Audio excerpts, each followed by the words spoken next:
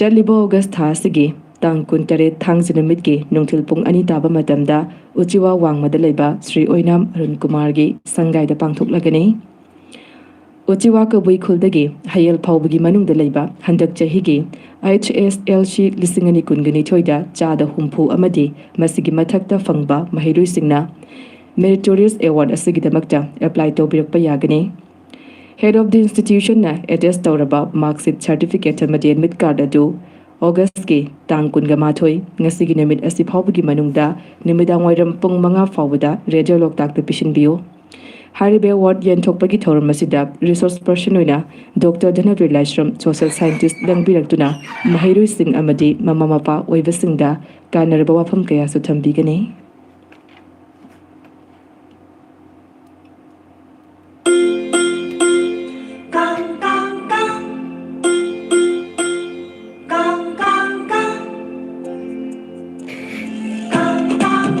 Tarukang si makol school gi chalu kaurak le nangbu school na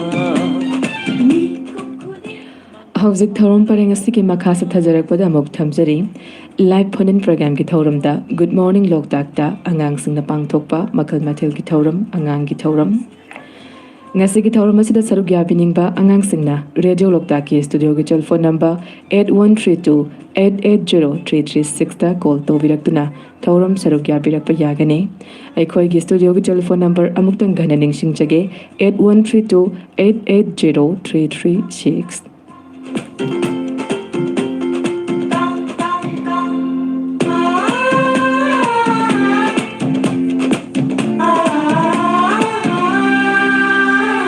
boy kolum lairi khuding school dagi bigani uniform sunangi school dagi bigani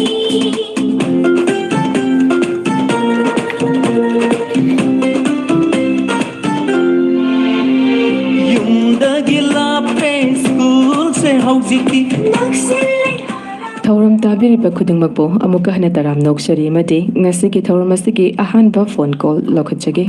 Hello. Hello. I Sunupido. Ahoy. Tuition sakraba. Call tawbirakpagidamakta thagatjari. masini jatnabi school gi ubayade ojana kang tarukang si makol school gi Sino sa iba kung nataw kaya hayra ka tayo yung pagi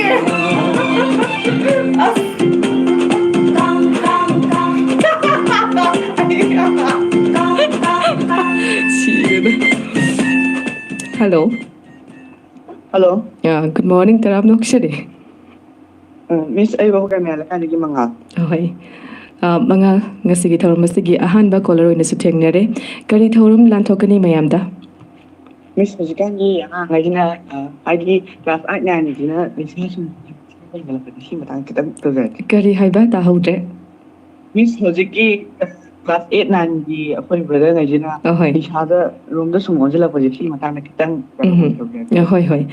Tamina si mangala dudi hauro.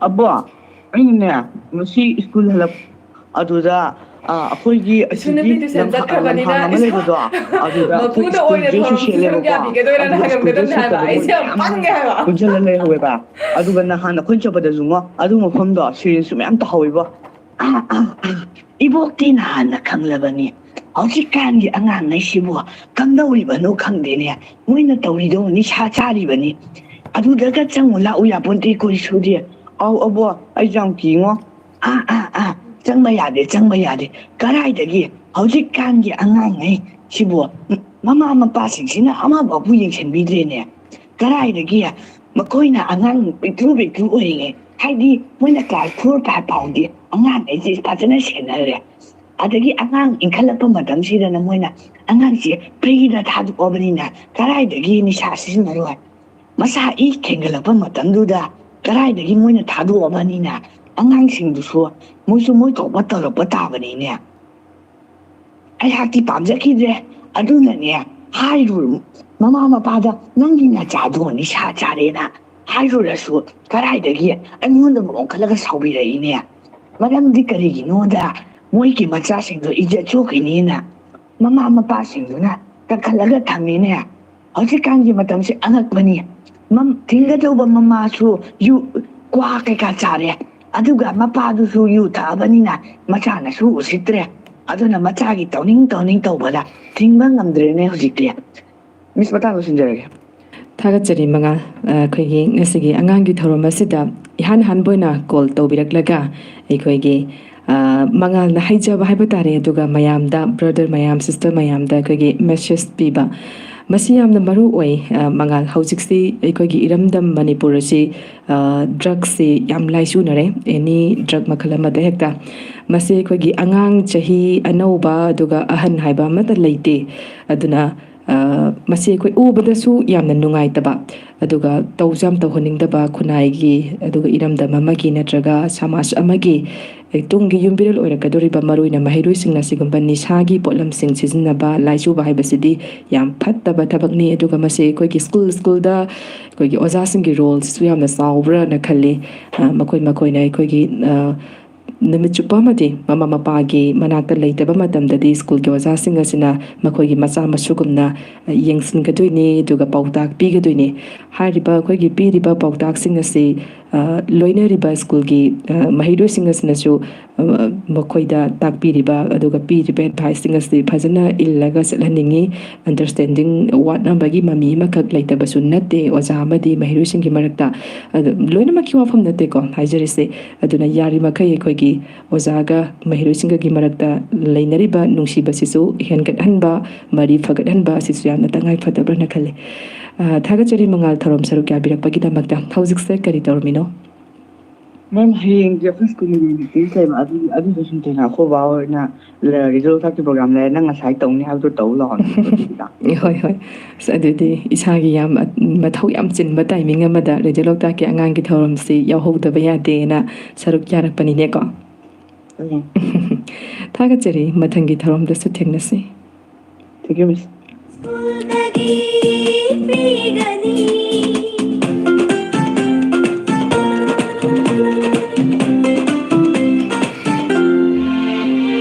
mahai tam ꯂꯣꯏꯅꯅ ꯅꯤꯡꯁꯤꯡꯖꯕ ꯑꯃꯅ ꯉꯁꯤꯒꯤ ꯑꯉꯥꯡꯒꯤ ꯊꯧꯔꯝ ꯑꯁꯤꯗ ꯑꯩꯈꯣꯏꯒꯤ ꯑꯉꯥꯡ ꯀꯌꯥ ꯑꯃ ꯀꯣꯜ ꯐꯪꯗꯕ ꯑꯗꯨꯒ ꯀꯣꯜ ꯇ꯭ꯔꯥꯏ ꯇꯧꯔꯒ ꯍꯣꯠꯅꯖꯔꯒ ꯊꯧꯔꯝ ꯁꯔꯨꯛ ꯌꯥꯕ ꯐꯪꯖꯗꯕ ꯑꯉꯥꯡ ꯀꯌꯥ ꯑꯃꯁꯨ ꯂꯩꯔꯤꯕꯅꯤ ꯑꯗꯨꯅ ꯑꯩꯈꯣꯏꯒꯤ ꯃꯍꯨꯠ ꯁꯤꯟꯕ ꯌꯥꯕ ꯍꯥꯏꯕꯗꯤ ꯑꯍꯜꯅ ꯃꯍꯨꯠ ꯁꯤꯜꯂꯒ ꯄꯥꯡꯊꯣꯛꯄ ꯌꯥꯕ ꯂꯥꯟꯊꯣꯛꯄ ꯌꯥꯕ ꯊꯧꯔꯝ ꯑꯗꯨꯃꯛꯁꯨ ꯅꯠꯇꯕꯅꯤꯅ ꯑꯩꯈꯣꯏ ꯊꯧꯔꯝ ꯇꯥꯔꯕ ꯃꯇꯨꯡꯗ ꯔꯦꯗꯤꯑꯣ ꯃꯔꯨꯞꯁꯤꯡꯅ ꯊꯧꯔꯝ ꯃꯁꯛ ꯈꯪꯅ ꯃꯇꯥꯡ ꯆꯥꯅ ꯊꯧꯔꯝ ꯁꯔꯨꯛ ꯌꯥꯕꯤꯌꯨ ꯍꯥꯏꯕ ꯋꯥꯐꯝꯁꯤꯃꯇꯪ ꯉꯁꯤꯒꯤ ꯈꯨꯗꯣꯡꯆꯥꯕꯁꯤ ꯂꯧꯔꯒ ꯃꯌꯥꯝꯗ ꯅꯤꯡꯁꯤꯡꯖꯔꯤ ꯋꯥꯔꯧꯕꯤꯔꯣꯏ ꯃꯊꯪꯒꯤ ꯀꯣꯜ ꯂꯧꯈꯠꯆꯒꯦ ꯍꯜꯂꯣ ꯍꯜꯂꯣ ꯃꯦꯗꯥꯝ ꯀꯩꯅꯣ ꯑꯉꯥꯡ ꯑꯍꯨꯝ ꯈꯛꯇꯪ ꯃꯊꯪ ꯁꯔꯨꯛ ꯌꯥꯍꯟꯗꯔꯛꯄ ꯌꯥꯒꯗ꯭ꯔꯥ ꯃꯔꯨꯞ ꯑꯩꯈꯣꯏꯒꯤ ꯃꯊꯪ ꯁꯔꯨꯛ ꯌꯥꯍꯟꯕꯒꯤ ꯆꯠꯅꯕꯤꯁꯤ ꯌꯥꯝꯅ ꯀꯨꯏꯔꯦ ꯑꯩꯈꯣꯏ ꯇꯧꯖꯈꯤꯗꯕ ꯃꯁꯤ ꯑꯩꯈꯣꯏꯅ ꯇꯧꯖꯈꯤꯗꯕ ꯅꯠꯇꯦ ꯑꯉꯥꯡ ꯃꯌꯥꯝꯒꯤ ꯀꯝꯄ꯭ꯂꯦꯟ ꯑꯗꯨꯒ ꯑꯉꯥꯡ ꯃꯌꯥꯝꯒꯤ ꯑꯄꯥꯝꯕꯒꯤ ꯃꯇꯨꯡꯏꯟꯅ ꯍꯥꯏꯔꯤꯕ ꯃꯊꯪ ꯁꯔꯨꯛ ꯌꯥꯕꯒꯤ ꯆꯠꯅꯕꯤꯁꯤꯃꯗꯤ ꯑꯩꯈꯣꯏ ꯇꯧꯖꯈꯤꯗꯕꯅꯤ ꯂꯦꯞꯆꯈꯤꯕꯅꯤ ꯑꯗꯨꯕꯨ ꯑꯉꯥꯡ ꯑꯃꯈꯛꯇꯤ ꯁꯔꯨꯛ ꯌꯥꯍꯟꯕꯤꯌꯨ ꯍꯣꯏ ꯅꯍꯥꯟꯒꯩ ꯌꯥꯗꯕ ꯑꯉꯥꯡ ꯌꯥꯔꯁꯤ ꯐꯅꯤ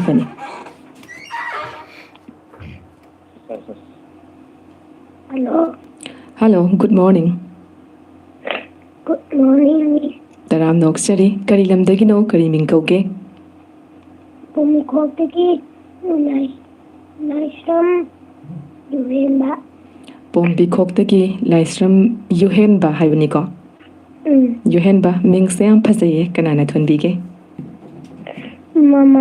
ममाना ꯃꯃꯥꯁꯦ ꯃꯤꯡ ꯊꯣꯟꯕ ꯌꯥꯝꯅ ꯍꯩꯀꯣ ꯑꯗꯨꯗꯤ ꯑꯗꯣ ꯀ꯭ꯂꯥꯁ ꯀꯌꯥ ꯇꯝꯃꯒꯦ वन ꯀ꯭ꯂꯥꯁ 1 ꯀꯩ ꯁ꯭ꯀꯨꯜ ꯇꯝꯒꯦ हाँ ꯀꯔꯤ ꯁ꯭ꯀꯨꯜꯗ ꯇꯝꯒꯦ तुमको प्राइमरी स्कूल ꯄꯣꯝꯕꯤꯈꯣꯛ ꯄ꯭ꯔꯥꯏꯃꯥꯔꯤ ꯁ꯭ꯀꯨꯜꯗ ꯒꯚꯔꯟꯃꯦꯟꯠ ꯁ꯭ꯀꯨꯜꯅꯤꯀꯣ ꯑꯗꯨꯗꯤ ꯑꯣꯏꯕ꯭ꯔꯣ ꯃꯥꯅꯤ. ꯑꯣ ꯍꯣꯏ ꯑꯗꯣ ꯌꯣꯍꯦꯟꯕ ꯉꯁꯤ ꯏꯍꯥꯟ ꯍꯥꯟꯅ ꯊꯧꯔꯝ ꯁꯔꯨꯛ ꯌꯥꯔꯛꯄ ꯃꯥꯜꯂꯦ ꯔꯦꯗꯤꯑꯣ ꯂꯣꯛꯇꯥꯛꯇ ꯆꯨꯝꯕ꯭ꯔꯣ ꯀꯌꯥꯔꯛ ꯁꯨꯔꯒꯦ ꯔꯦꯗꯤꯑꯣ ꯂꯣꯛꯇꯥꯛꯇ ꯑꯉꯥꯡꯒꯤ ꯊꯧꯔꯝꯗ ꯁꯔꯨꯛ ꯑꯍꯥꯟꯕꯅꯤꯀꯣ ꯅꯍꯥꯟ ꯃꯈꯩ ꯀꯥꯏ ꯆꯠꯂꯨꯔꯒꯦ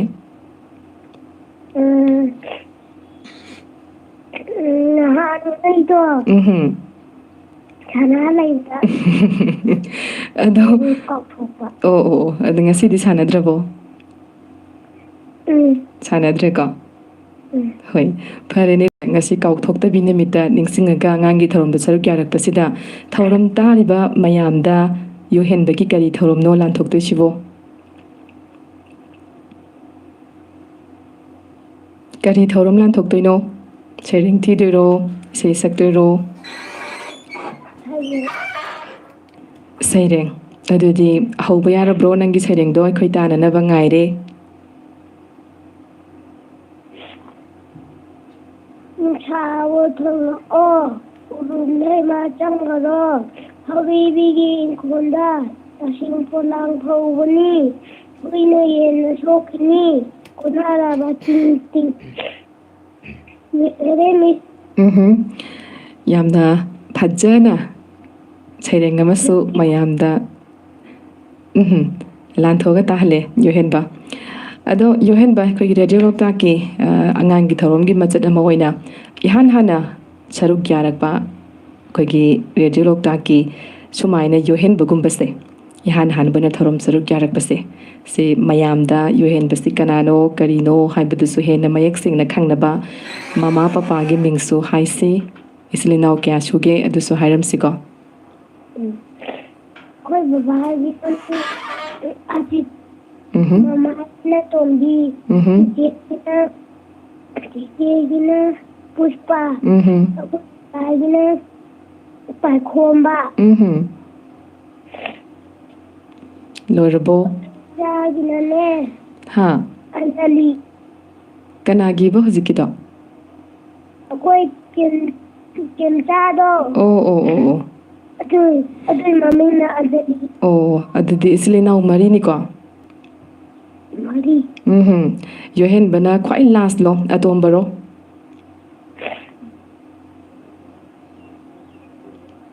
ꯌꯣꯍꯦꯟ ꯃꯥꯅꯦ ꯑꯣ ꯑꯗꯣ ꯌꯣꯍꯦꯟꯕ ꯀ꯭ꯂꯥꯁ 1ꯁꯨ ꯇꯝꯃꯦꯀꯣ ꯍꯌꯦꯡ ꯆꯥꯎꯔꯀꯥꯟꯗ ꯌꯣꯍꯦꯟꯕꯁꯦ ꯀꯔꯤ ꯑꯣꯏꯅꯤꯡꯕꯒꯤ ꯑꯄꯥꯝꯕꯒ ꯂꯩꯒꯦ ꯑꯩ ꯄꯨꯂꯤꯁ ꯄꯨꯂꯤꯁ ꯑꯣꯐꯤꯁꯥꯔ ꯀꯩꯒꯤꯅꯣ ꯄꯨꯂꯤꯁ ꯑꯣꯐꯤꯁꯥꯔ ꯑꯣꯏꯅꯤꯡꯉꯤꯁꯤꯕꯣ ꯄꯥꯝꯖꯕꯩ ꯀꯩ ꯄꯥꯝꯃꯤꯅꯣꯕ ꯃꯣꯏꯒꯤ ꯗ꯭ꯔꯦꯁꯇꯣ ꯏꯁꯇꯥꯔꯒ ꯅꯞꯄ ꯅꯣꯡꯃꯩꯒ ꯈ꯭ꯋꯥꯡꯗꯒ ꯅꯞꯄꯗꯨꯗ ꯄꯥꯝꯃꯨꯔꯤꯔꯣ ꯅꯠꯇ꯭ꯔꯒ ꯀꯔꯤꯗ ꯄꯥꯝꯃꯨꯔꯤꯅꯣ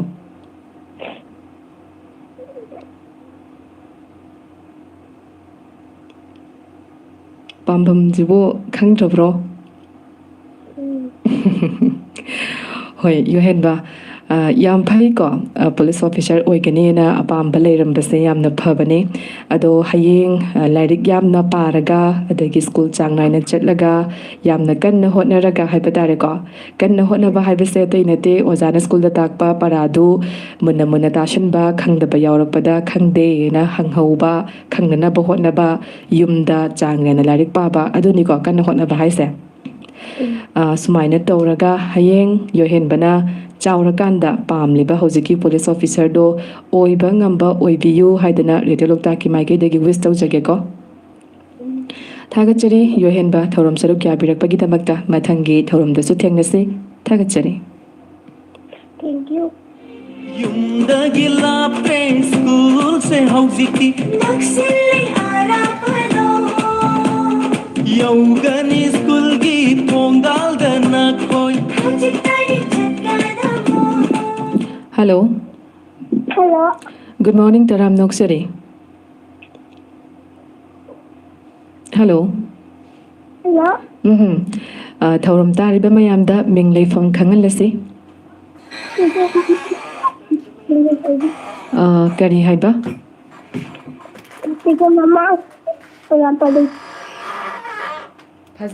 ꯐꯖꯅ ꯇꯥꯗꯕꯅꯤꯀꯣ ꯅꯪꯒꯤ ꯑꯩꯈꯣꯏꯒꯤ ꯅꯦꯠꯋꯥꯔꯛꯀꯤ ꯄ꯭ꯔꯣꯕ꯭ꯂꯦꯝꯂ ꯀꯔꯤꯅꯣ ꯈꯖꯤꯛꯇꯪꯒ ꯑꯃꯨꯛꯇꯪꯒ ꯃꯌꯦꯛ ꯁꯦꯡꯅ ꯍꯥꯏꯁꯤ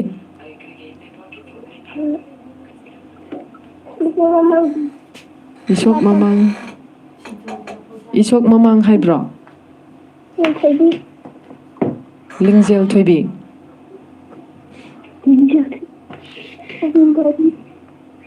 ꯂꯤꯡꯖꯦꯜ ꯊꯣꯏꯕꯤꯒꯤ ꯈꯣꯟꯖꯦꯜꯁꯦ ꯈꯖꯤꯛꯇꯪ ꯑꯗꯨꯗꯒꯤ ꯍꯦꯟꯅ ꯍꯧꯒꯠꯅ ꯉꯥꯡꯕꯁꯤ ꯌꯥꯗ꯭ꯔꯕ꯭ꯔꯣ ꯑꯗꯨꯗ ꯂꯣꯏꯔꯕ꯭ꯔꯣ Khajikang kan na haise thorum se mi mayam tari ne. Kay hai ba?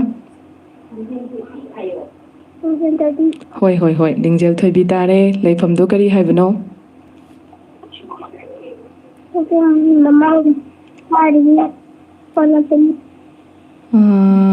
Mamang hai ba madi tare ba ko lingjel thoi bi nang se kari mamang hai ri no hai se khangdra ba isok mamang hai ri ra teksam mamang hai ri ra teksam hoi teksam mamang lai kai degi lingjel thoi bi inakta khonjel chaurap to ba amasu leiba male kanano pupuro paparo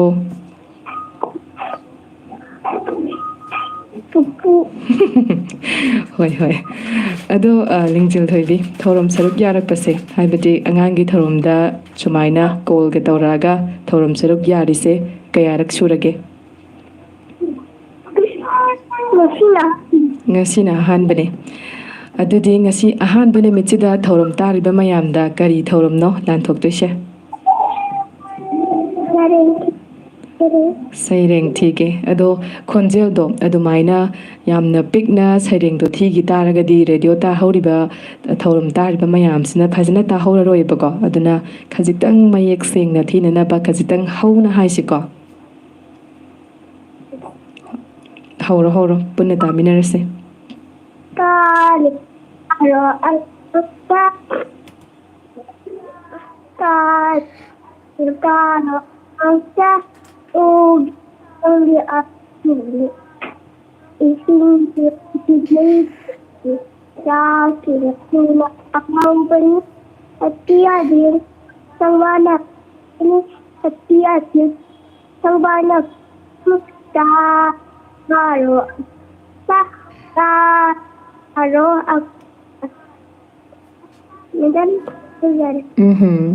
Lorakanda thank you hai siko ado lingjel thoi bi class kya tamage KG1 ke school tamge kariba angel ado lingjel thoi bi teksam mamang le kai de lebe school oidero kai de lebe school oideno Loktak. Kaida? Loktak. Hoi. Lingjel thoi bi se heng saurakan da doctor oiningira ba. Hello. Hello. Tabro phajana. Hello. Hello. Thagachari lingjel thoi bi call to birakpa thorom saruk ya birakpa gidamakta mathangi thorom da su thengnase.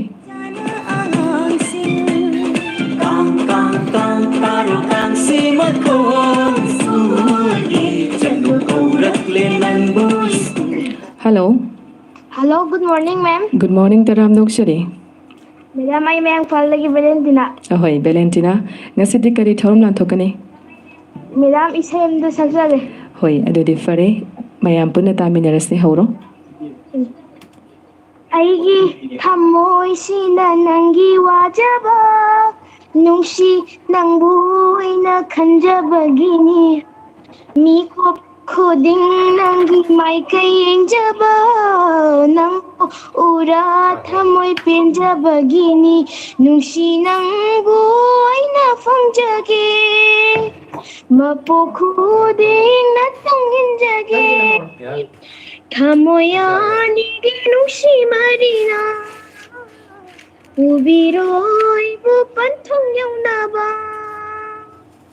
Sina jarage leijaba pumba Sina jarage leijaba pumba Mit yeng dusu thamoy ngau hali Minok tunay buching sinbirayo Tanja amadi pibiyunanga Ichil se penri phonung si hai jage Thamoy mana nang bungay jabani Ising jabanung sina jabaina Netong yen jage momonok jage Lepiro nang na ay gidamang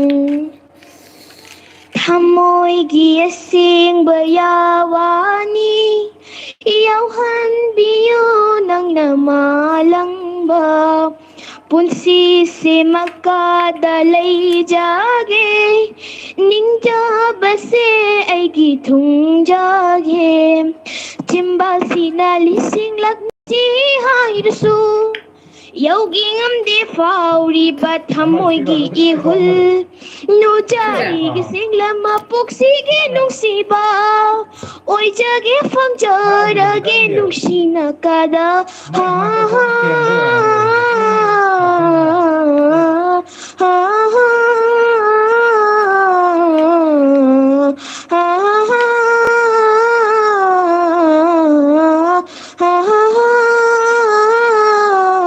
La la la la. Thank you, ma'am. ꯊꯥꯒꯠꯆꯔꯤ Valentina ꯌꯥꯝꯅ ꯐꯖꯅ ꯏꯁꯩꯁꯤꯃ ꯃꯄꯨꯡ ꯐꯥꯅ ꯃꯌꯥꯝꯗ ꯁꯛꯑꯒ ꯇꯥꯍꯟꯕꯒꯤꯗꯃꯛꯇ ꯑꯗꯣ ꯏꯁꯩꯁꯤꯒꯤ singer ꯁꯩꯁꯛꯄꯤꯗꯨꯁꯨ ꯈꯪꯕ꯭ꯔꯣ Em không ꯈꯪꯉꯦ không đi rồi. ꯁꯪꯒꯤꯇꯥ ꯆꯨꯡꯈꯥꯝ ꯑꯗꯣ ꯁꯩꯔꯦꯡꯕ ꯁꯩꯔꯥꯡꯕꯗꯨꯗꯤ ꯃꯊꯪ ꯕꯦꯂꯦꯟꯇꯤꯅꯥꯗꯒꯤ ꯈꯪꯉꯒꯦꯀꯣ ꯀꯩꯗꯧꯔꯝꯃꯤꯅꯣ ꯍꯧꯖꯤꯛꯁꯤꯕꯣ Đây tao một số làm mà ꯐꯖꯅ ꯇꯥꯗ꯭ꯔꯦ ꯕꯦꯂꯦꯟꯇꯤꯅꯥ ꯐꯣꯟꯗꯣ ꯈꯖꯤꯛꯇꯪ ꯂꯦꯡꯊꯣꯛ ꯂꯦꯡꯖꯤꯟ ꯇꯧꯕ ꯃꯥꯜꯂꯦꯀꯣ ꯀꯔꯤ ꯍꯥꯏꯕ ꯇꯥꯃꯣꯆꯧ ꯍꯣꯏꯗ ꯂꯩꯔꯝꯕꯗꯒꯤ ꯁꯟꯗꯦꯒꯤ ꯄ꯭ꯔꯣꯒ꯭ꯔꯥꯝ ꯂꯥꯛꯑꯝꯃꯅꯤꯅ ꯑꯉꯥꯡꯁꯤꯡꯒꯤ ꯍꯣꯏ ꯍꯣꯏ ꯌꯥꯝ ꯅꯨꯡꯉꯥꯏ ꯑꯩꯈꯣꯏꯒꯤ ꯁꯨꯃꯥꯏꯅ ꯊꯧꯔꯝ ꯁꯔꯨꯛ ꯌꯥꯔꯛꯑꯒ ꯑꯉꯥꯡꯁꯤꯡꯅ ꯃꯈꯜ ꯃꯊꯦꯜꯒꯤ ꯊꯧꯔꯝ ꯀꯌా ꯑꯃ ꯂꯥꯟꯊꯣꯛꯑꯒ ꯃꯌꯥꯝꯗ ꯇꯥꯍꯟꯕꯁꯤ ꯃꯌꯥꯝꯁꯨ ꯊꯕꯛ ꯋꯥꯅ ꯁꯨꯕ ꯀꯌా ꯑꯃꯁꯨ ꯃꯇꯥꯡꯁꯤꯗ ꯌꯥꯎꯔꯝꯗꯣꯏꯅꯤ ꯐꯤ ꯁꯥꯕꯕꯨ ꯑꯣꯏꯔꯣ ꯆꯥꯛ ꯊꯣꯡꯕꯕꯨ ꯑꯣꯏꯔో ꯍꯤꯡꯒꯣꯜ ꯁꯨꯕꯕꯨ ꯑꯣꯏꯔో ꯀꯣ ꯑꯗꯒꯤ ꯂꯝꯕꯤꯗ ꯒꯥꯔꯤ ꯊꯧꯔꯒ ꯆꯠꯄꯕꯨ ꯑꯣꯏꯔꯣ ꯍꯧꯖꯤꯛꯇꯤ ꯂꯣꯏꯅꯃꯛ ꯔꯦꯗꯤꯑꯣꯁꯤ ꯃꯐꯝ ꯈꯨꯗꯤꯡꯃꯛꯇ ꯑꯩꯈꯣꯏꯒꯤ ꯃꯇꯝ ꯃꯥꯡꯉꯒ ꯇꯥꯕ ꯌꯥꯕ ꯄꯣꯠ ꯍꯥꯏꯕꯗꯤ ꯃꯇꯝ ꯃꯥꯡꯕꯗꯨ ꯑꯣꯏꯗ꯭ꯔꯦ ꯆꯠꯅ ꯆꯠꯅ ꯊꯕꯛ ꯑꯃ ꯇꯧꯅ ꯇꯧꯅ ꯂꯣꯏꯅꯃꯛ ꯇꯥꯕ ꯌꯥꯕ ꯑꯗꯨꯒꯨꯝꯕ ꯃꯤꯗꯤꯌꯝ ꯑꯃꯈꯛ ꯑꯣꯏꯕꯅꯤꯅ ꯅꯈꯣꯏ ꯃꯌꯥꯝꯅ ꯂꯥꯟꯊꯣꯛꯄ ꯃꯈꯜ ꯃꯊꯦꯜꯒꯤ ꯊꯧꯔꯝꯁꯤ ꯇꯥꯔꯒ ꯃꯤ ꯃꯌꯥꯝ ꯑꯃ ꯄꯣꯊꯥꯔꯝꯗꯣꯏꯅꯦꯕꯀோ ꯑꯗꯨꯅ ꯑꯩꯈꯣꯏꯒꯤ ꯁꯟꯗꯦꯒꯤ ꯑꯉꯥꯡꯒꯤ ꯊꯧꯔꯝꯁꯤꯗ ꯅꯈꯣꯏꯁꯨ ꯀꯔꯤ ꯀꯔꯤ ꯊꯧꯔꯝ ꯂꯥꯟꯊꯣꯛꯁꯤꯒꯦ ꯍꯥꯏꯕꯁꯤ ꯈꯖꯤꯛ ꯈꯖꯤꯛ ꯑꯩꯈꯣꯏꯒꯤ ꯄ꯭ꯂꯥꯟ ꯇꯧꯔꯒꯀꯣ ꯃꯌꯥꯝꯗ ꯍꯦꯟꯅ ꯇꯥꯕ ꯅꯨꯡꯉꯥꯏꯅꯅꯕ ꯍꯣꯠꯅꯁꯤꯀꯣ ꯊꯥꯒꯠꯆꯔꯤ ꯕꯦꯂꯦꯟꯇꯤꯅꯥ ꯊꯧꯔꯝ ꯁꯔꯨꯛ ꯌꯥꯕꯤꯔꯛꯄꯒꯤꯗꯃꯛꯇ ꯃꯊꯪꯒꯤ ꯊꯧꯔꯝꯗ ꯊꯦꯡꯅꯁꯤ ꯃꯊꯪꯗꯁꯨ ꯕꯦꯂꯦꯟꯇꯤꯅꯥꯗꯒꯤ ꯐꯖꯕ ꯊꯧꯔꯝ ꯇꯥꯅꯕꯒꯤꯗꯃꯛꯇ ꯉꯥꯏꯖꯔꯝꯒꯦ Thank you, ma'am.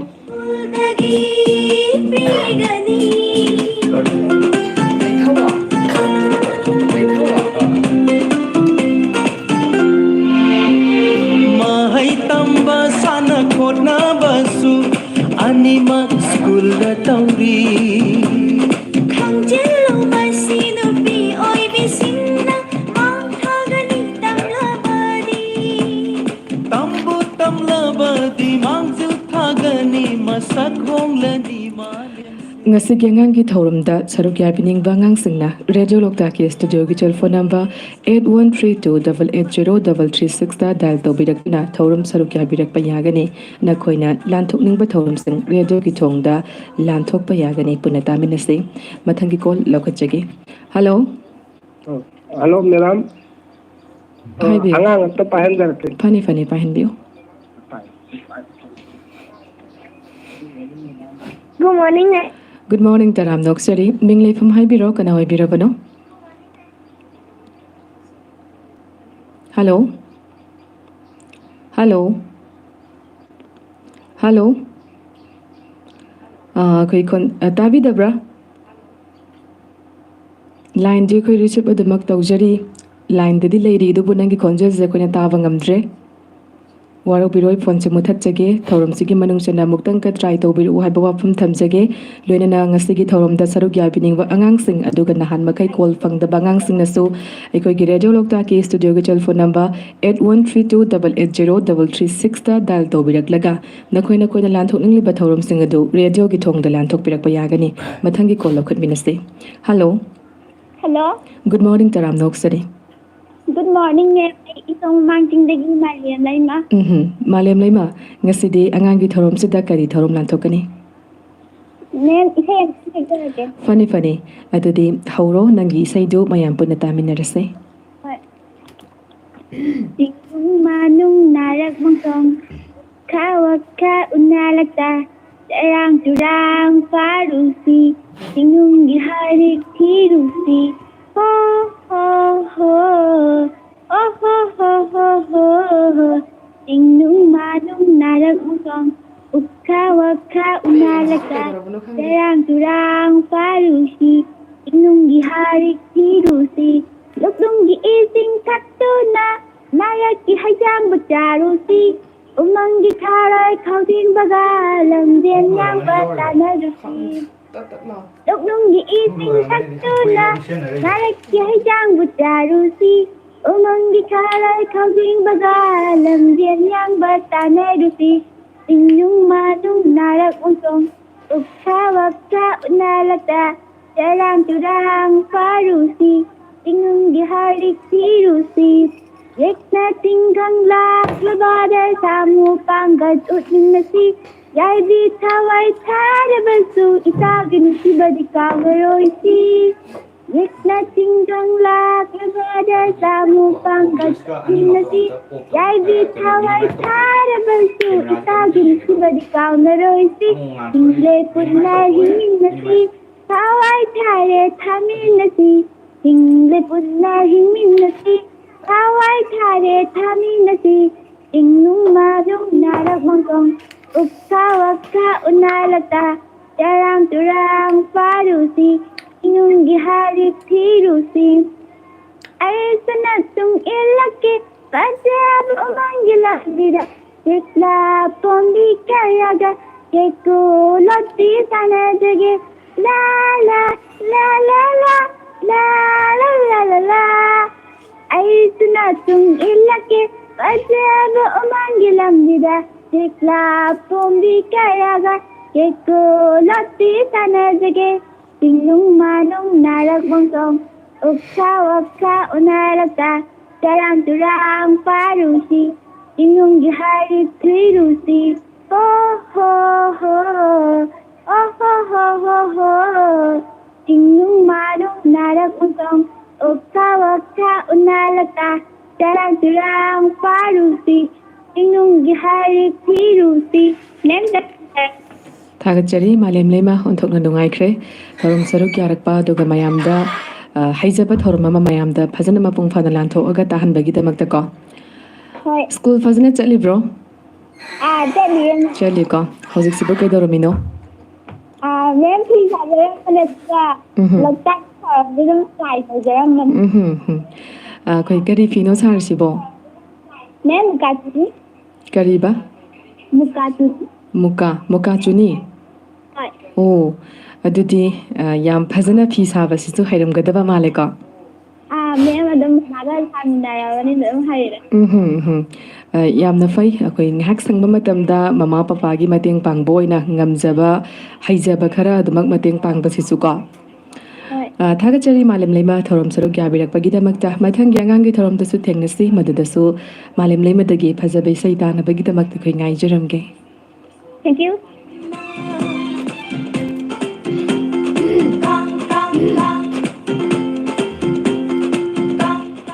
hello hello good morning taram noksari good morning miss thorom tabiriba mayamda mingleifam khangalase Pumikoptagi Laisham Anjali Anjali thorom saruk yarak pasi kyarak sure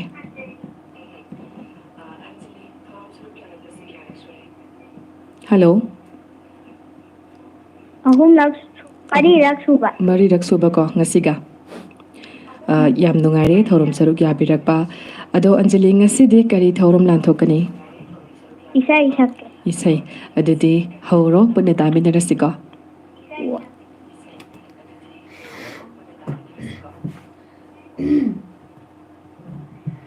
Haurage horo Thana Leiba Manipur Thana Leiba Manipur Koloi Nandi Manipur Koloi Nandi Manipur Lai Janungi Mani Naraki Leira Lai Janungi Mani Naraki Leira Tiktak na mga tauki Tiktak na mga tauki Sana Leiba Manipur sana leibang Manipur Manipur ko loi nang di Manipur Manipur ko loi nang di Manipur Manipur Sinunggumdagi haurapi Sinuna parwan karibi Sinunggumdagi haurapi Sinuna parwan karibi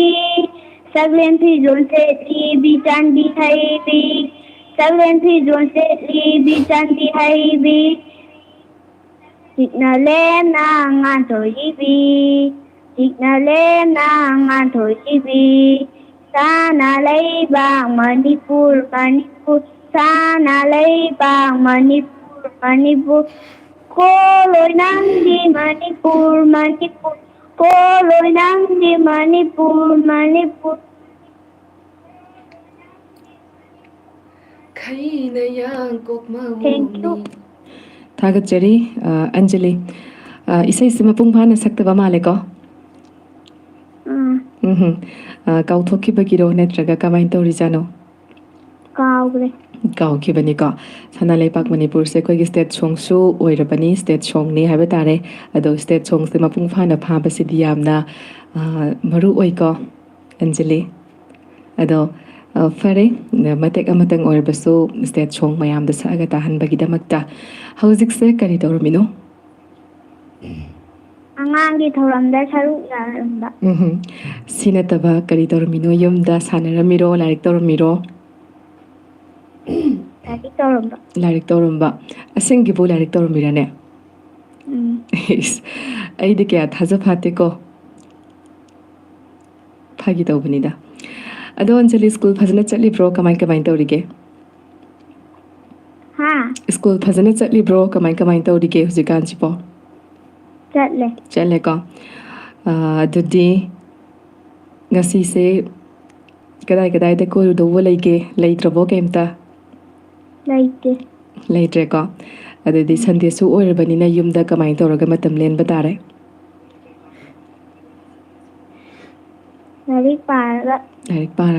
ꯂꯥꯏꯔꯤꯛ ꯄꯥꯔꯒ ꯑꯗꯨꯝ ꯂꯩꯔꯗꯤ ꯌꯥꯔꯔꯣꯏ ꯑꯗꯨꯅ ꯉꯥꯏꯍꯥꯛꯁꯨ ꯁꯥꯟꯅꯧꯀꯣ ꯊꯥꯒꯠꯆꯔꯤ ꯑꯟꯖꯂꯤ ꯊꯧꯔꯝ ꯁꯔꯨꯛ ꯌꯥꯕꯤꯔꯛꯄꯒꯤꯗꯃꯛꯇ ꯃꯊꯪꯒꯤ ꯊꯧꯔꯝꯗꯁꯨ ꯊꯦꯡꯅꯁꯤ ꯃꯗꯨꯗꯁꯨ ꯑꯟꯖꯂꯤꯗꯒꯤ ꯐꯖꯕ ꯅꯨꯡꯉꯥꯏꯕ ꯊꯧꯔꯝ ꯑꯃ ꯇꯥꯅꯕꯒꯤꯗꯃꯛꯇ ꯑꯩꯈꯣꯏ ꯉꯥꯏꯔꯒ ꯂꯩꯔꯤ ꯍꯥꯏꯕꯁꯤꯃꯇꯪ ꯑꯟꯖꯂꯤꯅ ꯅꯤꯡꯁꯤꯡꯕꯤꯔꯣ ꯑꯗꯨꯒ ꯃꯊꯪꯁꯨ ꯀꯣꯜ ꯇꯧꯕꯤꯔꯛꯑꯣ ꯑꯗꯨꯒ ꯃꯌꯥꯝꯗ ꯐꯖꯕ ꯊꯧꯔꯝ ꯑꯃ ꯂꯥꯟꯊꯣꯛꯑꯁꯤꯀꯣ ꯊꯥꯒꯠꯆꯔꯤ Thank you miss ꯌꯨꯝꯗꯒꯤ ꯂꯥꯞꯄꯦ ꯁ꯭ꯀꯨꯜꯁꯦ ꯍꯧꯖꯤꯛꯇꯤ Naksili arapalo ꯌꯧꯒꯅꯤ ꯁ꯭ꯀꯨꯜꯒꯤ hello hello No medang good morning ꯇꯔꯥꯝ ꯅꯣꯛꯆꯔꯤ ꯃꯤꯡ ꯂꯩꯐꯝ ꯈꯪꯍꯜꯂꯁꯤ ꯊꯧꯔꯝ ꯇꯥꯔꯤꯕ ꯃꯌꯥꯝꯗ ꯀꯩ ꯃꯤꯡ ꯀꯧꯒꯦ ꯍꯜꯂꯣ Hello ꯃꯤꯡ ꯀꯔꯤ ꯀꯧꯒꯦ ꯃꯤꯡ ꯀꯥꯎꯊꯣꯛꯈ꯭ꯔꯕꯣ Nine ꯀꯔꯤꯕ ꯃꯤꯡꯁꯦ ꯀꯥꯎꯊꯣꯛꯈ꯭ꯔꯕꯣ Yagi medang ꯍꯣꯏ ꯁꯩꯔꯦꯡ ꯊꯤꯁꯦ ꯑꯗꯣ ꯃꯤꯡ ꯂꯩꯐꯝ ꯑꯃꯨꯛꯇꯪ ꯊꯧꯔꯝ ꯇꯥꯔꯤꯕ ꯃꯌꯥꯝꯗ ꯈꯪꯍꯟꯁꯤꯀꯣ ꯅꯪꯒꯤ ꯃꯤꯡꯒ ꯅꯪꯒꯤ ꯂꯩꯐꯝꯒ ꯃꯌꯥꯝꯗ ꯈꯪꯍꯟꯁꯤ Sayang hajaran ꯁꯩꯔꯦꯡ ꯊꯤꯗ꯭ꯔꯤꯉꯩꯗ ꯇꯥꯏꯀꯣ ꯑꯩꯅ ꯍꯥꯏꯕꯁꯦ ꯅꯪ ꯐꯖꯅ ꯇꯥꯕ꯭ꯔꯥ ꯇꯥꯗꯕ꯭ꯔꯥ Tai ꯇꯥꯔꯒꯗꯤ ꯅꯪꯒꯤ ꯃꯤꯡꯒ ꯂꯩꯐꯝꯒꯗꯣ ꯊꯧꯔꯝ ꯇꯥꯔꯤꯕ ꯃꯌꯥꯝꯗ ꯅꯪꯒꯤ ꯁꯩꯔꯦꯡꯗꯣ ꯊꯤꯗ꯭ꯔꯤꯉꯩꯗ ꯑꯃꯨꯛꯇꯪ ꯈꯪꯍꯜꯂꯝꯁꯤ Ha ꯃꯤꯡꯒ ꯂꯩꯐꯝ ꯍꯥꯏꯕꯗꯣ ꯅꯪ ꯃꯤꯡ ꯍꯥꯏꯔꯣ Tonchi ꯇꯣꯝꯊꯤꯟꯁꯦ ꯀꯩ ꯂꯝꯗꯒꯤꯅꯣ Mayang Pantana Lakai ꯃꯌꯥꯡ ꯏꯝꯐꯥꯜ ꯊꯅꯥ ꯂꯩꯀꯥꯏ ꯇꯣꯝꯊꯤꯟ ꯑꯉꯥꯡꯒꯤ ꯊꯧꯔꯝꯗ ꯁꯔꯨꯛ ꯌꯥꯔꯛꯄꯁꯦ ꯉꯁꯤꯅ ꯑꯍꯥꯟꯕ꯭ꯔꯥ Ahambani ꯑꯍꯥꯟꯕꯅꯤ ꯏꯅꯥꯛꯇ ꯂꯩꯔꯤꯗꯨꯕꯨ ꯀꯅꯥꯅꯣ Babani ꯑꯣ ꯕꯕꯥꯅ ꯅꯝꯗꯅ ꯊꯧꯔꯝ ꯁꯔꯨꯛ ꯌꯥꯍꯜꯂꯤꯔꯣ ꯅꯠꯇ꯭ꯔꯒ ꯇꯣꯝꯊꯤꯟꯅ ꯑꯉꯥꯡꯒꯤ ꯊꯧꯔꯝꯗ ꯁꯔꯨꯛ ꯌꯥꯅꯤꯡꯉꯤ ꯄꯄꯥ ꯀꯣꯜ ꯑꯝꯇ ꯇꯧꯕꯤꯌꯨ ꯍꯥꯏꯔꯒ ꯇꯧꯔꯛꯏꯔꯣ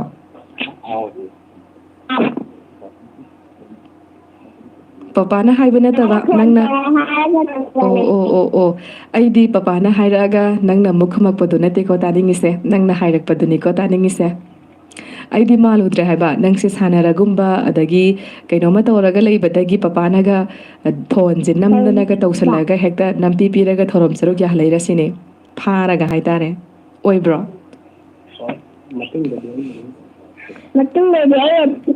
ꯑꯣ ꯐꯔꯦ ꯐꯔꯦ ꯉꯁꯤꯗꯤ ꯐꯥꯔꯒ ꯊꯧꯔꯝ ꯁꯔꯨꯛ ꯌꯥꯍꯜꯂꯁꯨ ꯃꯇꯨꯡꯗꯒꯤꯗꯤ ꯐꯥꯗꯕꯤꯗ ꯊꯧꯔꯝ ꯁꯔꯨꯛ ꯌꯥꯅꯔꯁꯤꯀꯣ ꯊꯥꯒꯠꯆꯔꯤ ꯇꯣꯝꯊꯤꯟ ꯀꯔꯤ ꯊꯧꯔꯝ ꯂꯥꯟꯊꯣꯛꯀꯅꯤ ꯑꯣ ꯁꯩꯔꯦꯡ ꯍꯥꯏꯈ꯭ꯔꯦꯀꯣ ꯑꯩꯁꯦ ꯀꯥꯎꯊꯣꯛꯑꯦ ꯅꯪꯒ ꯋꯥꯔꯤ ꯁꯥꯕꯗ ꯑꯗꯨꯗꯤ ꯍꯧꯔꯣ ꯇꯥꯃꯤꯟꯅꯔꯁꯤ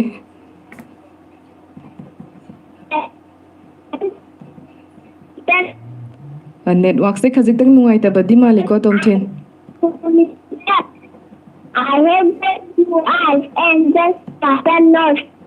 Thank you.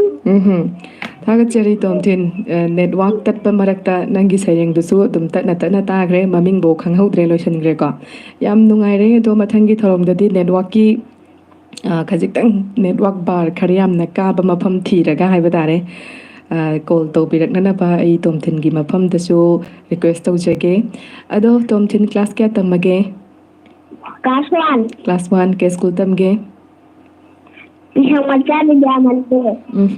ꯑꯗꯨꯗꯤ ꯁ꯭ꯀꯨꯜꯁꯤ ꯌꯨꯝꯒ ꯌꯥꯝ ꯂꯥꯞꯅꯔꯝꯒꯗꯕ ꯃꯥꯟꯗꯦ ꯁ꯭ꯀꯨꯜ ꯆꯠꯄꯁꯤꯗꯤ ꯀꯔꯤꯗ ꯆꯠꯀꯦ ꯍꯣꯏ ꯍꯣꯏ ꯈꯣꯡꯅ ꯆꯠꯄ꯭ꯔో ꯁ꯭ꯀꯨꯜꯁꯦ ꯅꯠꯇ꯭ꯔꯒ ꯁꯥꯏꯀꯜꯗ ꯆꯠꯄ꯭ꯔꯣ ꯅꯠꯇ꯭ꯔꯒ ꯒꯥꯔꯤꯗ ꯊꯤꯟꯕ꯭ꯔꯣ ꯄꯄꯥꯅ ꯊꯤꯜꯂꯦ ꯄꯄꯥꯅ ꯊꯤꯜꯂꯤꯁꯦ ꯀꯩꯅꯣ ꯈꯣꯡꯅ ꯊꯤꯜꯂꯤꯔꯣ ꯒꯥꯔꯤꯗ ꯊꯤꯜꯂꯤꯔో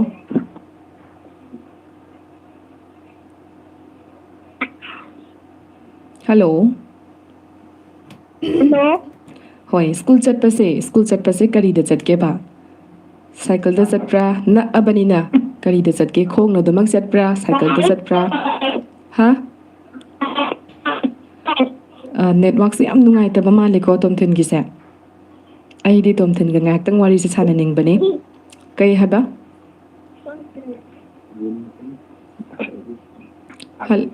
ꯀꯥꯗꯒꯤ ꯇꯧꯔꯛꯄꯅꯦ ꯑꯣ ꯍꯣꯏ ꯍꯣꯏ ꯀꯥꯗꯒꯤ ꯇꯧꯔꯛꯄꯗꯨꯅ ꯑꯣꯏꯔꯝꯒꯗꯧꯕ ꯃꯥꯜꯂꯦ ꯑꯗꯣ ꯃꯊꯪꯗꯤ ꯀꯥꯗ ꯅꯠꯇꯕꯤꯗ ꯇꯧꯔꯁꯤꯀꯣ ꯑꯗꯣ ꯇꯣꯝꯊꯤꯟ ꯍꯌꯦꯡ ꯑꯩꯈꯣꯏ ꯀ꯭ꯂꯥꯁ ꯀꯌꯥꯕ ꯅꯪꯒꯤꯗो ꯀ꯭ꯂꯥꯁ ꯀꯌꯥ ꯍꯥꯏꯕ 1 ꯍꯥꯏꯕ꯭ꯔꯣ ꯀ꯭ꯂꯥꯁ 1 ꯍꯣꯏ ꯀ꯭ꯂꯥꯁ 1ꯁꯨ ꯇꯝꯃꯦ ꯑꯗꯣ ꯍꯌꯦꯡ ꯆꯥꯎꯔꯀꯥꯟꯗ ꯇꯣꯝꯊꯤꯟꯁꯦ ꯀꯔꯤ ꯑꯣꯏꯅꯤꯡꯕꯒꯤ ꯑꯄꯥꯝꯕꯒ ꯂꯩꯒꯦ ꯗꯣꯛꯇꯔ ꯑꯣꯏꯒꯦ ꯑꯗꯨꯗꯤ ꯗꯣꯛꯇꯔꯁꯨ ꯑꯣꯏꯗꯣꯔꯕꯅꯤꯅ ꯂꯥꯏꯔꯤꯛꯄꯨ ꯀꯟꯅ ꯄꯥꯔꯤꯕ꯭ꯔꯣ ꯍꯧꯖꯤꯛꯀꯥꯟꯁꯤꯕꯣ ꯀꯔꯝꯕ ꯃꯑꯣꯡꯗꯒ ꯂꯥꯏꯔꯤꯛ ꯄꯥꯔꯤꯖꯥꯠꯅꯣ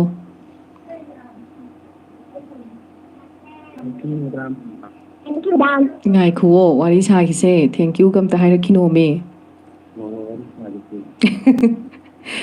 ꯂꯥꯏꯔꯤꯛ ꯐꯖꯅ ꯄꯥꯕ꯭ꯔꯣ ꯄꯥꯏꯀꯣ ꯑꯗꯣ ꯉꯁꯤꯁꯦ ꯏꯍꯥꯟ ꯍꯥꯟꯕ ꯑꯣꯏꯅ ꯔꯦꯗꯤꯑꯣ ꯂꯣꯛꯇꯥꯛꯇ ꯊꯧꯔꯝ ꯁꯔꯨꯛ ꯌꯥꯔꯛꯄꯅꯦꯁꯨ ꯍꯥꯏꯔꯦ ꯃꯃꯥ ꯄꯄꯥꯒꯤ ꯃꯤꯡꯁꯨ ꯃꯌꯥꯝꯗ ꯑꯝꯇꯪ ꯈꯪꯍꯜꯂꯝꯁꯤꯗꯅ ꯇꯣꯝꯕ ꯄꯄꯥꯒꯤꯅ ꯇꯣꯝꯕ ꯃꯃꯥꯒꯤꯗꯤ ꯑꯁꯥꯔꯥꯅꯤ ꯏꯆꯤꯜ ꯏꯅꯥꯎ ꯀꯌꯥ ꯁꯨꯒꯦ ꯑꯍꯨꯝ ꯇꯣꯝꯊꯤꯟꯅ ꯀꯌా ꯁꯨꯕꯅꯣ ꯑꯍꯟ ꯑꯗꯨꯗꯤ ꯃꯈꯥꯗ ꯂꯩꯔꯤꯁꯦ ꯏꯆꯟꯀꯌా ꯏꯅꯥꯎꯄꯥ ꯀꯌꯥ ꯏꯅꯥꯎ ꯑꯃ ꯏꯆꯟ ꯑꯃ ꯑꯗꯨꯗꯤ ꯇꯣꯝꯊꯤꯟꯅ ꯑꯍꯟꯁꯨ ꯑꯣꯏꯔꯕꯅꯤꯅ ꯇꯣꯝꯊꯤꯟꯁꯦ ꯌꯥꯝꯅ ꯒ꯭ꯌꯥꯟ ꯇꯥꯔꯝꯒꯗꯕ ꯃꯥꯜꯂꯦꯀꯣ ꯍꯌꯦꯡ ꯆꯥꯎꯔꯀꯥꯟꯗꯁꯨ ꯉꯥꯎꯁꯤꯟꯅꯕ ꯍꯣꯏ ꯍꯣꯏ ꯍꯌꯦꯡ ꯆꯥꯎꯔꯀꯥꯟꯗꯁꯨ ꯉꯥꯎꯁꯤꯟꯅꯕ ꯌꯥꯗꯦ ꯃꯔꯝ ꯃꯣꯛꯀꯗꯕꯅꯤ ꯃꯃꯥ ꯄꯄꯥꯅ ꯍꯥꯏꯕ ꯏꯟꯁꯦ ꯑꯗꯨꯒ ꯁ꯭ꯀꯨꯜꯗ ꯀ꯭ꯂꯥꯁꯇ ꯑꯣꯖꯥꯅ ꯇꯥꯛꯄ ꯄꯔꯥ ꯐꯖꯅ ꯃꯨꯟꯅ ꯃꯨꯟꯅ ꯇꯥꯁꯤꯀꯣ ꯃꯔꯝꯗꯤ ꯗꯣꯛꯇꯔꯁꯨ ꯑꯣꯏꯗꯣꯏꯅꯤꯅ ꯍꯣꯏ ꯍꯣꯏ ꯊꯥꯒꯠꯆꯔꯤ ꯇꯣꯝꯊꯤꯟ ꯊꯧꯔꯝ ꯁꯔꯨꯛ ꯌꯥꯕꯤꯔꯛꯄꯒꯤꯗꯃꯛꯇ ꯃꯊꯪꯒꯤ ꯊꯧꯔꯝꯗꯁꯨ ꯊꯦꯡꯅꯁꯤ Mangan fanglabada school ki ngandani hawani chakumna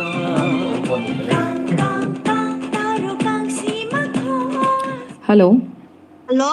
Good morning Taram Noksari. Good morning, madam. Thauram taribasing da ming leifam khangalase. Thongam Sinthoi Mayang Phan Thanawang Laikai Radio Station na. Linthoi kari thoram lan thokani ngasidi. Madam Sayem Khatang Jere. Fare taminasi.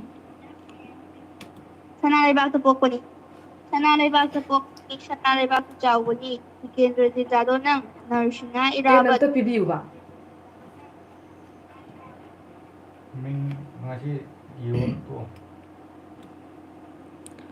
Linthoi kaidore tumin leiradi. Sana Panda Kinong Ko. Horo punna taminasi. Sana Lebak to Pokoni. Sana Lebak to Chawani. Kendra Ji Jadonang Narshina Irabat. Sinthoi Ngambi Gai Deliu. Aikoi macha masuni. Aikoi Manipuri haibase. Sanana Mayum Kawalam. Panam Papel Oibalam. Bagya Chandragi Pongnafam. Sizala Rambigi Sanafam. Lamdam Sida Pokoni. Aikoi Manipuri haibase. Thauna Kaida Watuna. Ayama Sida Tungani. Kaninda Kari Noptuna. Sinchaya Tambo Oigani. Satida Kari Tangduna. Manipuri Nipuibu Hanthani. Tobigi Minchan Mutriye. Sati Khonang Ladiye. Thagachari Madam. Thagachari. Ado Linthoi mina chaire ngaktang thiringai du da kanano mi pharak tana kausalai du bo. Yam pharak tai ko. Mathang di pharak tara kano nam ta hayu ko. Kaidor mi ne ba hojik se. Madam Lai Paramban. Maram yam thina mo eko de ngasai dagi angang thorom saruk yarak pa mayam se larik paramini haibasu myam yawe sanaramini haibasu myam yawe ado nakhoi di tungi future gi yumbi ne habatare nakhoi na phabasin pharaga ko gi khunai si hayeng aphaba maikei de lakadoi ni ko ado hoi kamai tori school ke dum chali ko Chali Madam. Yam nungai re dudi mathangi thorom da su thengnasi Madam.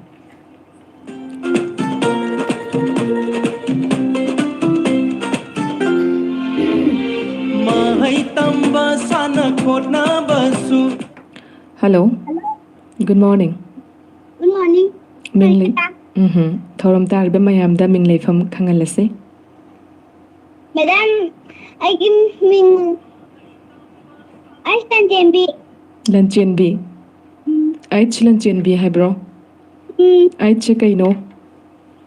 Huirem. Kai lam dagi no.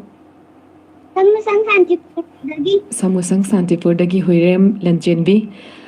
Ngasi Radio Loktak ki thorom da saruk yarak pasi yarak surage. Anirak sure ko. Aduti ngasi anirak suboy na thorom saruk yarak pasi da mayam da kari thorom no lan thokte shibo. Tilangka na payo tilangka.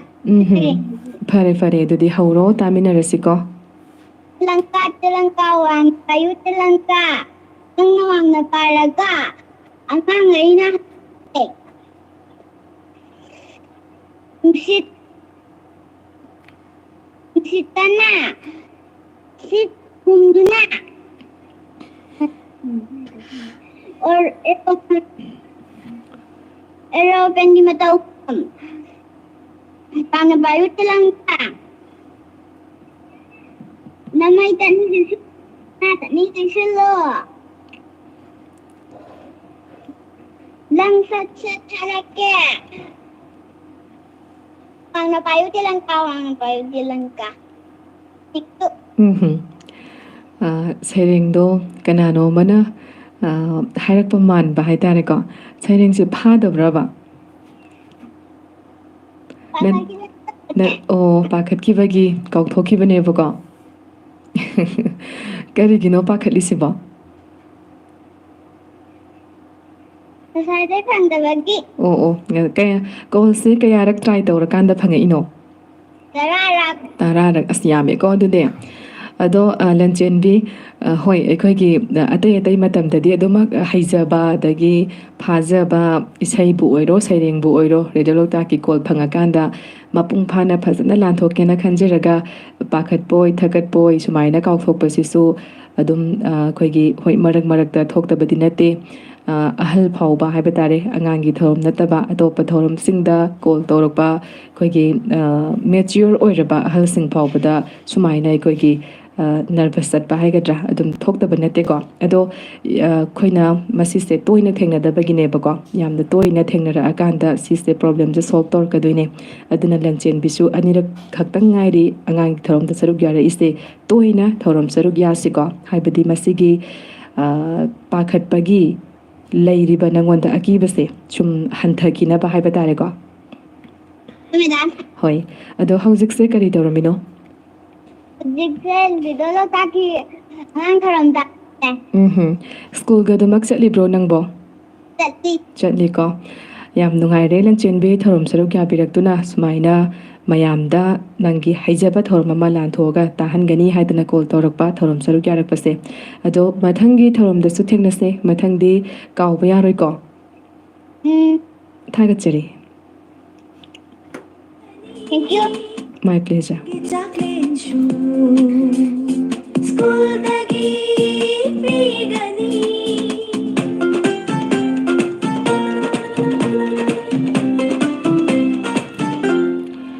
Hello.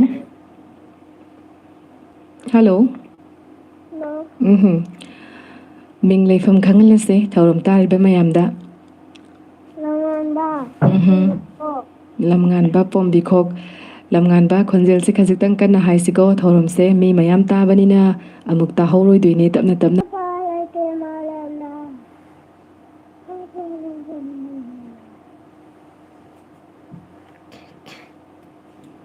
ꯂꯣꯏꯔꯕꯣ ꯂꯣꯏꯔꯛꯑꯀꯥꯟꯗ thank you ꯍꯥꯏꯁꯤꯀꯣ ꯑꯗꯨꯗꯤ ꯑꯗꯣ ꯂꯝꯉꯥꯟꯕ ꯀꯔꯤ ꯇꯧꯔꯝꯃꯤꯅꯣ ꯍꯧꯖꯤꯛꯁꯤꯕꯣ ꯍꯥ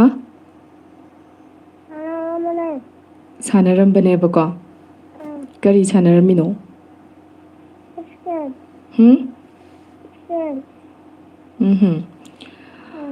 ꯑꯗꯣ ꯂꯝꯉꯥꯟꯕ ꯁ꯭ꯀꯨꯜꯒ ꯑꯗꯨꯃꯛ ꯆꯠꯂꯤꯕ꯭ꯔో ꯅꯪꯕꯣ ꯀꯃꯥꯏ ꯀꯃꯥꯏꯅ ꯇꯧꯔꯤꯒꯦ ꯁ꯭ꯀꯨꯜ ꯆꯠꯂꯦꯀꯣ ꯑꯗꯨꯗꯤ ꯃꯔꯝ ꯌꯥꯝ ꯃꯣꯛꯑꯦꯀꯣ ꯑꯗꯣ ꯃꯊꯪꯒꯤ ꯅꯣꯡꯃꯥꯏꯖꯤꯡꯗꯁꯨ ꯃꯊꯪꯒꯤ ꯁꯟꯗꯦꯗꯁꯨ ꯍꯥꯏꯕ ꯇꯥꯔꯦ ꯁꯨꯃꯥꯏꯅ ꯑꯉꯥꯡꯒꯤ ꯊꯧꯔꯝꯗ ꯁꯔꯨꯛ ꯌꯥꯔꯛꯑꯣ ꯑꯗꯨꯒ ꯐꯖꯕ ꯊꯧꯔꯝ ꯑꯃ ꯇꯥꯅꯕ ꯁꯦꯝ ꯁꯥꯔꯣꯀꯣ ꯉꯁꯤꯗꯒꯤ ꯊꯥꯒꯠꯆꯔꯤ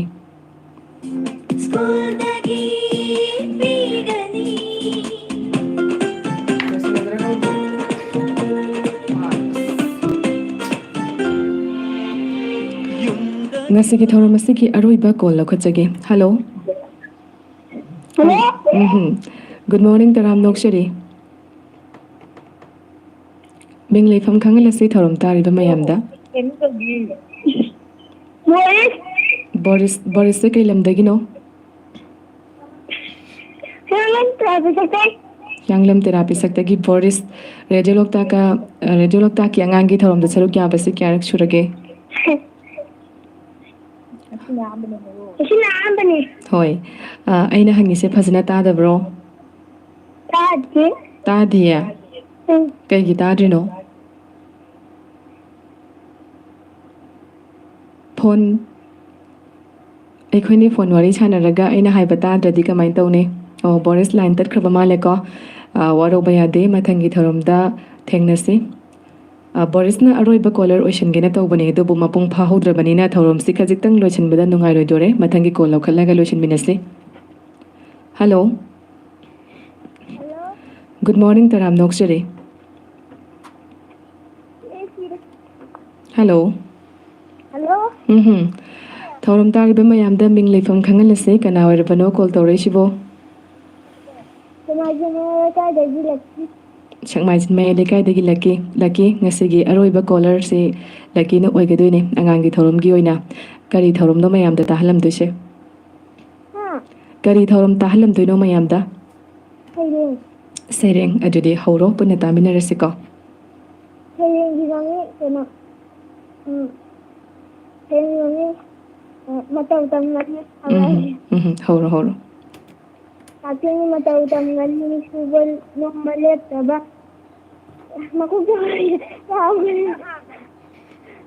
ꯀꯛꯆꯤꯡꯒꯤ ꯃꯇꯧ ꯇꯝꯒꯅꯤ ꯁꯨꯕ ꯅꯣꯝꯕ ꯂꯦꯞꯇꯕ ꯌꯦꯇꯨꯝꯒꯤ ꯃꯇꯧ ꯇꯝꯒꯅꯤ ꯊꯤꯅꯕ ꯈꯣꯠꯆꯤꯟꯕ ꯇꯥꯏꯁꯤꯟꯕ ꯅꯨꯃꯤꯠꯀꯤ ꯃꯇꯧ ꯇꯝꯒꯅꯤ ꯉꯟꯅ ꯍꯧꯕ ꯉꯟꯅ ꯁꯨꯕ ꯊꯥꯕꯒꯤ ꯃꯇꯧ ꯇꯝꯒꯅꯤ ꯊꯥꯕꯒꯤ ꯃꯇꯧ ꯇꯝꯒꯅꯤ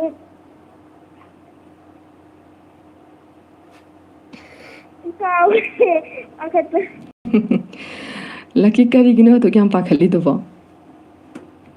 ꯀꯩꯅꯣ ꯉꯁꯥꯏꯗꯤ ꯇꯧꯔꯒ ꯐꯤ ꯐꯧꯔꯤꯉꯩꯗ ꯀꯩꯅꯣ ꯇꯧꯕ ꯐꯠ ꯐꯪꯗꯕꯗꯣ ꯃꯃꯥꯅ ꯇꯧꯔꯤꯉꯩꯗ ꯈꯔ ꯆꯦꯠꯅ ꯄꯥꯈꯠꯄ ꯑꯣ ngasangay call tawudu su phangdraga hekta khangphang phangakpasida harauboy pakhatboy heta kauthokibane bako ado lucky adumain to bayade ko se maroina hayeng school ki teachers day program boiro adagi angang singi saireng competition leidana ko hojiti competitive matamnina competition mayam ama lay adugi koigi saireng thibada stage ta thoa kanda nang kauthora kanda saireng thiba hor kaduini me first second third khanbagi competition du da yauraga kauthokre hayadi nangna na han makai hotna jaraiba mayam do ngaktang du da aremba ta duine bako aduna sigumba platform sidagi haiba tare nasada confidence yam wang na confidence leina participate tawbase siam na marune aikoina maruina angang singda focus tawraga angang gi thoram ka na aikoina week khuding gi thamise atai matagi nate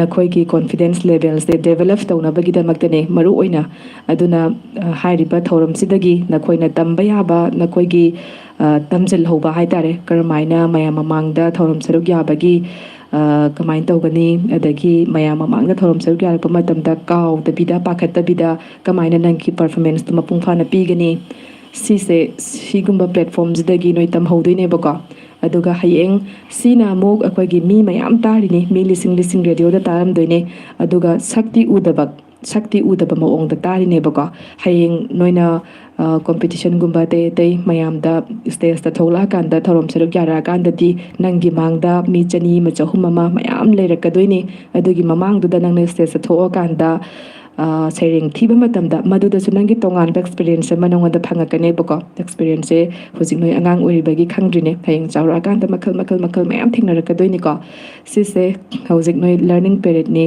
learning stage ni sidagi na khoina tapna tam horaga hayeng na khoise mapung faba adugumba mature oiba mi ama haibadu semjagadoi ne bako aduna pakhatpa yade kawbasu yade thorom saruk yarakpase yam confidence level yam wangna thorom saruk yase ko haibati tariba mayam da sunungai hansi nangsu ngasigi thorom saruk yarakpagi ai sumai tawdana radio Loktak ke ngangi thorom da saruk yaraga aina haijaba saireng ama mapung fana thiraga tahan kibagi nungaiba adagi nangna khangjaba haijaba isai amatang oiragasu mapung fana mayam da saktoga tahan kibagi nungaibagi mahause nang tongan ama phanganeba madugi mahaudo loba ngamnana bo hotnagadavane thagachari laki thorom saruk yabirakpagi damakta masinang khaktagi wanate angang thorom saruk yarakliba aduga thorom tariba angang khudingmaki mafamda thamba wafamne thagachari thorom saruk yabirakpagi damakta laki mathangi thorom da thengasi maduda nangondagi mapung phaba thorom tana bagi damakta ikoi ngairaga leiri habesti kawgunuko thagachari Mangzil thagani masak honglani malem se ngasi goina di matang asida angang singna pangthokpa makal mathil ki thoram angang ki thoram loisinjare ngasi ki thoram da saruk yabiraki pangang singdi wabagai me lekai digi mangal pombi khokte ki yohenba teksa mamang lekai digi lingjel thoibi mayang imphal dagi valentina isok mamang singdagi marim leima pombi khokte ki anjali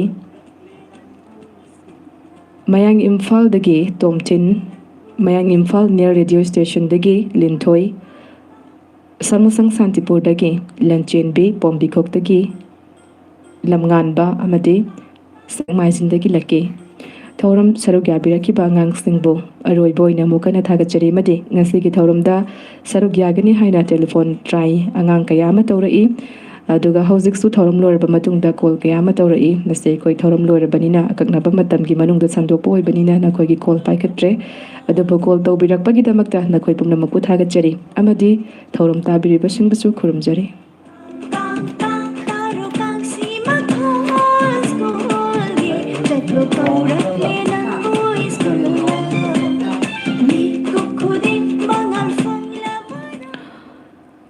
ꯇꯥꯕꯤꯔꯦ live phone in ꯄ꯭ꯔꯣꯒ꯭ꯔꯥꯝꯒꯤ ꯊꯧꯔꯝꯗ good morning ꯂꯣꯛꯇꯥꯛꯇ ꯑꯉꯥꯡꯒꯤ ꯊꯧꯔꯝ ꯁꯟꯗꯣꯛꯇꯨꯅ ꯇꯥꯍꯟꯖꯔꯤꯕ ꯑꯁꯤ 90.4 ꯃꯦꯒꯥꯍꯔꯁꯇ ꯁꯟꯗꯣꯛꯆꯔꯤꯕ radio ꯂꯣꯛꯇꯥꯛꯀꯤ ꯉꯁꯤꯒꯤ ꯑꯍꯥꯟꯕ ꯇꯥꯡꯀꯛꯀꯤ ꯊꯧꯔꯝ ꯄꯔꯦꯡꯅꯤ ꯈꯪꯍꯟꯖꯕ ꯑꯃ ಶ್ರೀಮತಿ ಒಯ್ನಾಂ ಬಿಲಾಸಕಿ ದೇವಿ ಮೆಮೋರಿಯಲ್ ಟ್ರಸ್ಟ್ಗೆ ಪ್ರೆಸಿಡೆಂಟ್ನ ಥೋಕ್ꯄ ಚೇರೋಲ್ ಅಮꯒꯤ ꯃꯇꯨꯡꯏꯟꯅ ꯅꯤꯄꯥꯜꯂꯛꯁꯨꯕ ಒಯ್ನಾಂ ꯕꯤꯅꯥꯁꯀꯤ ꯃꯦꯔꯤꯇꯣꯔꯤꯌꯁ ꯑꯦꯋꯥꯔꯗ ꯆꯠꯂꯤꯕ ꯑꯣꯒꯁꯠ ꯊꯥ ꯑꯁꯤꯒꯤ ꯇꯥꯡ 18 ꯊꯥꯡꯖ ꯅꯨꯃꯤꯠꯀꯤ ꯅꯨꯡꯊꯤꯜ ꯄꯨꯡ 2 ꯇꯥꯕ ꯃꯇꯝꯗ ꯎꯆꯤꯋꯥ ꯋꯥꯡꯃꯗ ꯂꯩꯕ ಶ್ರೀ ಒಯ್ನಾಂ ಅರುಣ್ ಕುಮಾರ್ಗೆ ಸಂಗಾಯ್ದ ಪಾಂಥೋಕ್ಲಗನಿ ꯎꯆꯤꯋꯥ ꯀꯕꯨꯏꯈꯨꯜꯗꯒꯤ ꯍꯌꯦꯜ ꯐꯥꯎꯕꯒꯤ ꯃꯅꯨꯡꯗ ꯂꯩꯕ ꯍꯟꯗꯛ ꯆꯍꯤꯒꯤ HSLC 2022ꯗ ꯆꯥꯗ ꯍꯨꯝꯐꯨ ꯑꯃꯗꯤ ꯃꯁꯤꯒꯤ ꯃꯊꯛꯇ ꯐꯪꯕ ꯃꯍꯩꯔꯣꯏꯁꯤꯡꯅ ꯃꯦꯔꯤꯇꯣꯔꯤꯌꯁ ꯑꯦꯋꯥꯔꯗ ꯑꯁꯤꯒꯤꯗꯃꯛꯇ ꯑꯄ꯭ꯂꯥꯏ ꯇꯧꯕꯤꯔꯛꯄ ꯌꯥꯒꯅꯤ ꯍꯦꯗ ꯑꯣꯐ ꯏꯟꯁꯇꯤꯇ꯭ꯌꯨꯁꯟꯅ ꯑꯦꯇꯦꯁ ꯇꯧꯔꯕ ꯃꯥꯔꯛꯁꯤꯠ ꯁꯥꯔꯇꯤꯐꯤꯀꯦꯠ ꯑꯃꯗꯤ ꯑꯦꯗꯃꯤꯠ ꯀꯥꯔꯗ ꯑꯗꯨ ꯉꯁꯤ ꯑꯣꯒꯁꯠꯀꯤ ꯇꯥꯡ 12ꯒꯤ ꯅꯨꯃꯤꯗꯥꯡꯋꯥꯏꯔꯝ ꯄꯨꯡ 5 ꯐꯥꯎꯕꯗ ꯔꯦꯗꯤꯑꯣ ꯂꯣꯛꯇꯥꯛꯇ ꯄꯤꯁꯤꯟꯕꯤꯌꯨ ꯍꯥꯏꯔꯤꯕ award ꯌꯦꯟꯊꯣꯛꯄꯒꯤ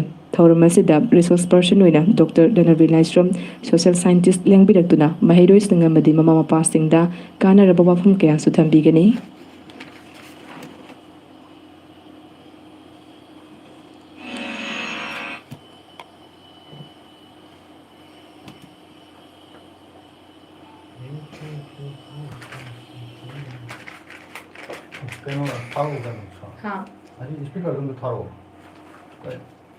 Affiliation number A/1806MN/PMS and EMAX/EN92959 amadi Authorized Training Institute Wangoi Bazaar Imphal West opposite SBI Bank near Oil Pump Thamjariba Kudung Chabasingdi Teacher Training Course Singda Ahanbada Nursery Teacher Training NTT Rhymes and Preschool Education Anisubada Early Childhood Care and Education ECCE Ahumsubada Pre-Primary Teacher Training PPTT Thabaki Kudung Chabasingdi Pre-Nursery Kindergarten KG Teacher Amadi Angalwadi Worker in Government Private CBSE Schools and Institutions Paramedical Coursingda Ahanbada Diploma in Medical Laboratory Technology DMLT Anisubada Diploma in Radiology Imaging Technology DRIT Asini Eligibility Mataki DMLT Amadi DRIT ki oina 10+ to pass in PCB or PCM with 45% and above Aduga Mataki coursing haibadi NTT ECCE PPTT ki oina 10+2 or graduate pass in science or arts stream Akupa Marol Gidamak mobile number 9612-273-905 natraga 8787-552-435 ta call Tobio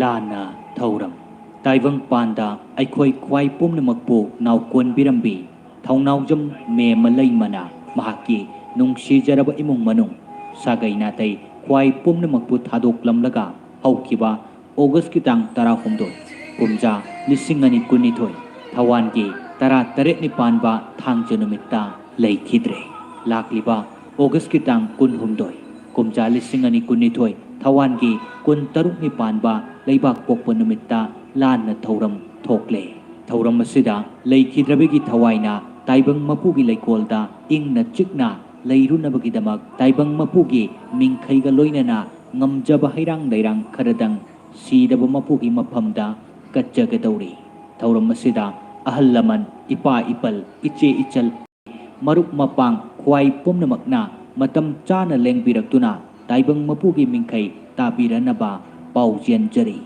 Thauram Pare Pung Nipal Lukkatba Pung Nipal Makai Mapugi Mingkai Sonba Pung Taramathoi Makai Thauram Loisinba Paujian Jariba Thaunaujam Baruni Maitei Mapuroiba Amadi Mahaki Imung Manu Sheikh Maijin Maning Laikai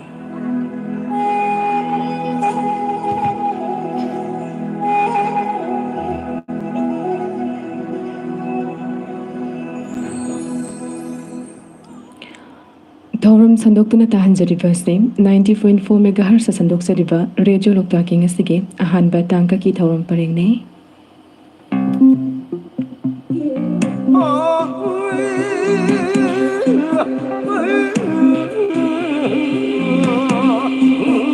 ꯑꯅꯧꯕ ꯄꯥꯎꯖꯦꯜꯅ ꯆꯥꯎꯈꯠꯄꯒꯤ ꯑꯋꯥ ꯅꯨꯡꯉꯥꯏꯕꯒꯤ ꯄꯨꯀꯩꯅꯤ ꯇꯥꯏꯕꯪ ꯊꯋꯥꯏ ꯀꯌꯥꯒꯤ ꯑꯄꯨꯟꯕ ꯈꯣꯟꯖꯦꯜꯒꯤ ꯈꯣꯟꯊꯥꯡꯅꯤ